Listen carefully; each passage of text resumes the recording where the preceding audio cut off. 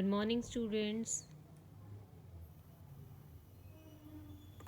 आज हम worksheet number 19 करने वाले हैं जो कि क्लास 8th के लिए है और ये 2 दिसंबर 2020 के लिए है। तो स्टूडेंट्स अपना नाम और अपनी क्लास टीचर का नाम लिखना यहाँ पर ना भूलें। ये वर्कशीट है poem the last bargain. Last worksheet में भी हमने इसी पोएम को पढ़ा था। तो ये अब लास्ट पैराग्राफ जो इसके हैं इस पोएम के वो हम इस वर्कशीट में पढ़ेंगे। It was evening.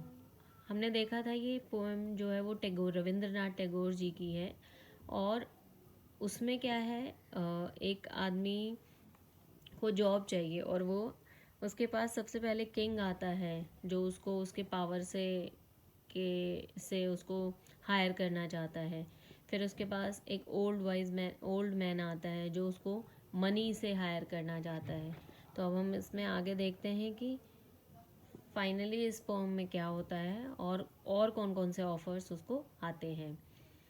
It was evening the garden hag was all a flower. ये शाम का समय था और जो गार्डन था वो जो गार्डन हैज था वो पूरी तरह से फ्लावर से ढका हुआ था। ए फ्लावर मीन्स पूरी तरह से फ्लावर से ढका होना। The fair maid came out and said. एक सुंदर मेड जो है वो I and I will hire you with a smile.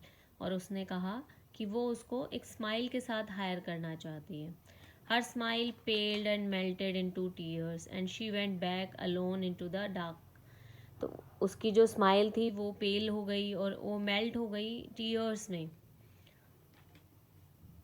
And she went back alone और वो अकेले चली गई into the dark. Dark means despair, निराशा और होपलेस होकर वो वापस चली गई। The sun glisten on the sand and the sea waves broke waywardly. Sun जो था वो सैंड पर बहुत अच्छे से चमक रहा था और जो सी वेव्स थी वो ब्रॉक हो रही थी, यानी टूट रही थी, बन रही थी, टूट रही थी, बन रही थी। A child set playing with shells. वो एक वहाँ पर एक बच्चा था जो बैठा हुआ था और वो किसके साथ खेल रहा था? वो शेल्स के साथ खेल रहा था।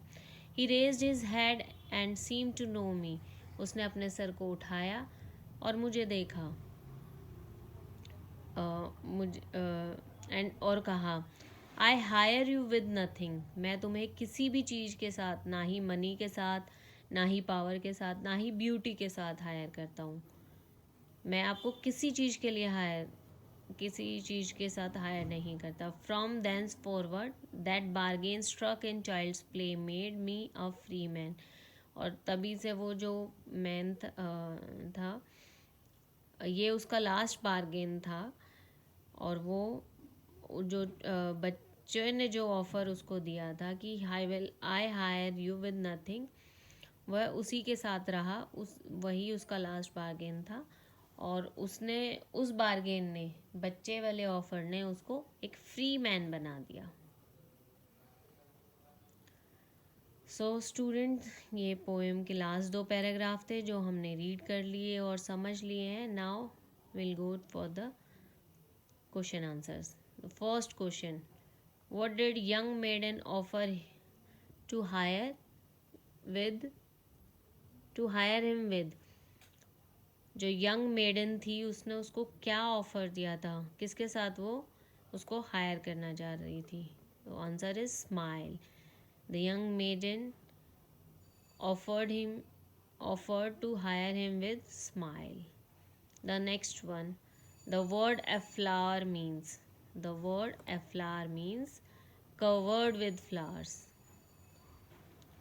ऊपर भी मैंने बताया था आपको, covered with flowers. Next is the speaker did not accept the maid's offer because.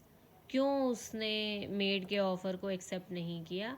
क्योंकि वहाँ उसको फ्रीडम नहीं मिल रही थी और जो इमोशंस, शी वॉज फेयर, इसलिए उसने उसके ऑफ़र को एक्सेप्ट नहीं किया? No, he knew that emotions are not stable and that eventually her smile will fade away. वह जानता था कि जो इमोशंस है, ब्यूटी के प्रति जो उसके इमोशंस है वो स्टेबल नहीं है, और एक दिन उसकी स्माइल भी जो है वो फेड हो जाएगी, डल पड़ जाएगी. So answer is B.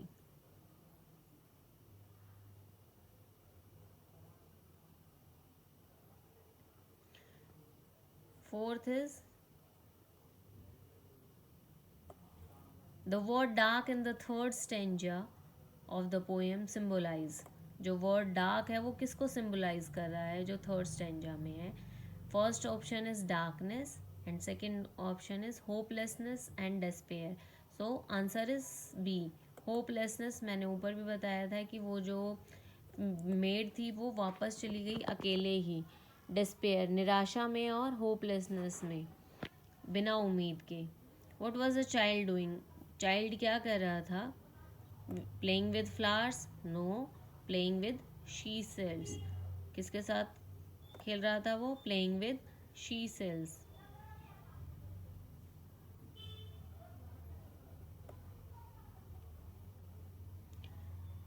Next is what did the child do? What did the child offer to hire him? अब चाइल्ड ने क्या ऑफर दिया? यही उसका लास्ट बार्गेन था जो हमने ऊपर अभी देखा.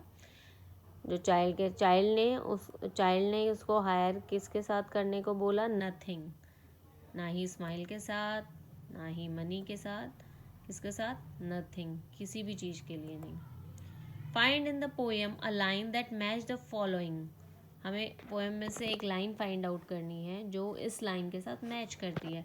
आई have nothing to give you except goodwill and cheer. मेरे पास कुछ नहीं है तुम्हें देने के लिए, सिर्फ और सिर्फ गुडविल और चीयर, खुशी. यही है. तो जो लाइन इसके साथ मैच होती है that is I hire you with nothing. Now the next question. Next question is why does the man accept the child's offer? Man ने बच्चे के ऑफर को क्यों एक्सेप्ट कर लिया? Because it made him a free man. Because it made him a free man, not a wealthy man. It made him a free man. So that's all for the today's worksheet.